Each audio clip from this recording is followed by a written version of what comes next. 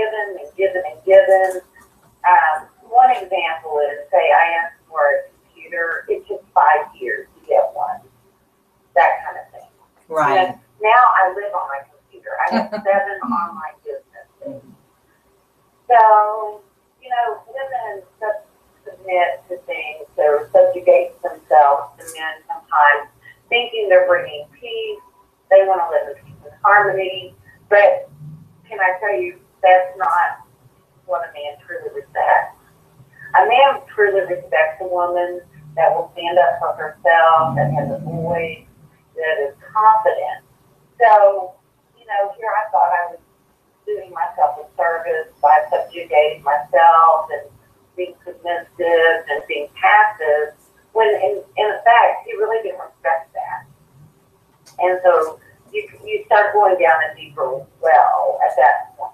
Right. That's very interesting to say that, in that type of relationship, that the individual, what they're really looking for is someone to be strong, even though at the same time, what they're trying to do is actually break that person to not be strong. So it's kind of like a catch-22, isn't it? It's living with Dr. Jekyll and Mr. Hyde kind of scenarios, and it's also very confusing. It can lead you to, you are totally confused because you can see that this person is acting kind of normal with other people, but when it comes to you, their significant other, the one that's supposed to be the closest to them, you see this paradox of behavior, and it's like polar opposite of what you expect to be treated. So, but it's truly a control mechanism. Right. And I've done a lot of research over the years about it, and I've read a lot of books, one of the best books I've ever read, and I don't have the author's name, but it is, at any of the bookstores. It's called Why Does He Do That? So it is, that's one of the best books that I ever read because it defines 10 different types of abusive behavior. And it says, like in my case, my ex was a wonderful, guy out there. A lot of people thought he was a great guy. He was like Tim Allen, comedian, hilarious. He was a musician, played the drums. He had a steady job. He went to church. He did prison ministry. So, there was a lot of good qualities, that he had. And so, on the outside, we kind of looked like a perfect family because I played the role of enabler, basically, where when in public, I laughed at all the jokes and, never told anybody. Not even my own family knew really what was going on at home. But, when they can look so perfect on the outside, a lot of narcissists are very charming, and that's how they reel you in. And then when they get you, where they want you, then this toxic type of behavior starts, coming out. So a lot of women have no idea what they're getting themselves into. Right. Well, and just so that our audience, if you're tuning in right now, you're listening to Going Solo with Cece, and welcome to the show. This is WSPF-DB, rhinoonair.com, and we have with us today Gail Faye Vickers, who is a speaker, trainer, and coach. She has a site that's called Triangulate Today, LLC. She's a founder and CEO of that organization. She is in Cypress, Texas, so she's calling us today on the phone, and so we are recording it here. She, Gail, and if you're tuning in, you haven't caught the very beginning of it. She is a founder and creator of Toxic Relationship Rescue, and so we've been talking about, that type of situation where you have someone, and I know that she does mention that it's kind of, because it does tend to be a male-driven type of personality. However, women can have this too, and yes. so just so you guys out there, in your defense, we do know that. But what it is, it's someone that on the outside looks good. They look really, really easygoing, fun, great person Yeah. to be with, charming, you know, uplifting, all these kind of wonderful things. But then when the door is closed, they become extremely controlling. Everything has to be their way, my way or the highway, that type of situation. The smallest little things really become huge problems, which creates a huge uncontrollable toxic behavior. And a lot of times the individual that's having to deal with that toxic environment, they kind of go into a shell, they retreat. And they're not meaning to do that, but it's a survival way of behavior. And this is an abusive behavior. It's straight out abusive. And a lot of times the people don't know it, right, Gail, when they're in it, they don't realize it. Because the person you fell in love with is that happy-go-lucky, you know, wonderful, you know, usually they're mover shakers, you know, in their environment. Oh, definitely. He had a good job. He was a type-A personality, a real go-getter. You know, he was a lot of fun with all the people at his office. He was all, you know, he kept everybody laughing. So, of course, that's the man I fell in love with, right? Right. So, you know, but at home it was different with me because it was just, you know, in an intimate relationship, if they, a narcissist is someone that is really has probably had an extremely painful childhood, which he did.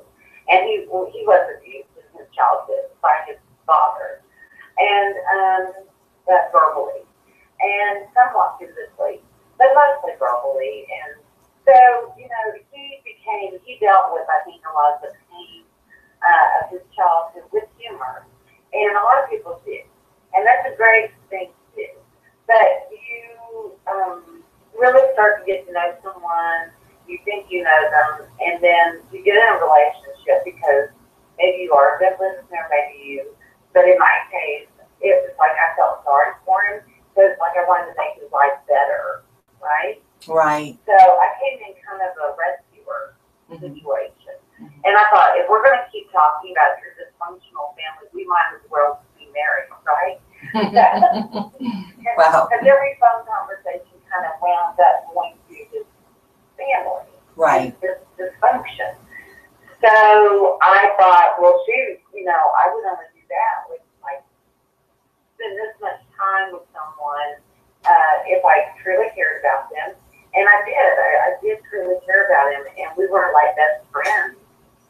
Right. And then, you know, just over the years, most of the time they have like a lot of addictions too.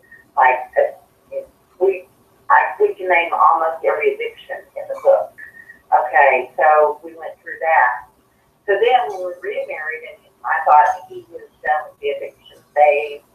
That because I thought he, you know, was going to try to change his ways, and we did start going to church more regularly, and you know, things started turning around.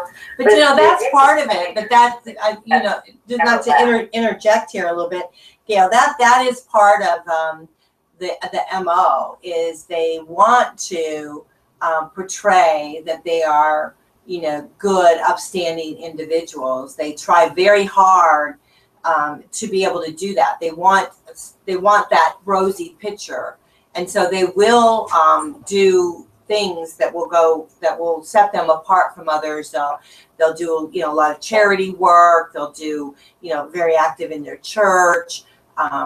You know, just an abundance of things to make them look that they're, you know, that they're really great. But then when the door is closed, or when they feel secure with you, that is where I think the thing, because that happened to me, is that everything was great until we got married. And then when we got married, it's like, okay, done, gloves off, you know. And then this new person came out, you know, one that was always, you know, dictatorial, told me what to do, told me I wasn't, you know, good enough, that I had to do this, I had to do that. You know, everything had to be like on clockwork and what he wanted. And it's like, well, wait a minute, you know, we lived together for a year before we got married. You weren't that person then, you know. So then you try to, you think, okay, things will get better. You try to talk yourself into, different scenarios. Okay, it'll get better tomorrow. If I do this, it'll be better here. And it doesn't, because we don't realize that we're in a toxic relationship. So let's talk about how do we get number one out of that, and how do we make ourselves whole over that.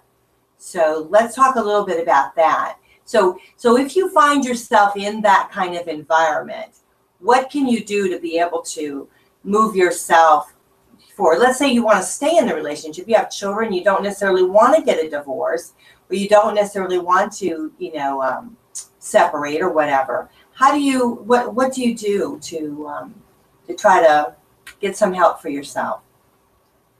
Well, Susie, there's a ton of programs out there that you can go to, but I chose to just kind of do it my own self, rather than I didn't go to a divorce recovery, or I didn't reach out. I did have a prayer group at church that I would share, my feelings with, and a few close friends and neighbors that had gone through some of the things that I was facing, and they could tell I was very nervous and anxious, and I was being told, get things done. Here I had 228 hours of college and had taught for 24 years, and it didn't add up how I was being treated. So what I chose to do is I just decided that I was going to make it happen, and I didn't really want to involve my kids. I didn't know truly how toxic the breakup was going to be. If I had known then what I know now, I would have reached out to someone to help me through.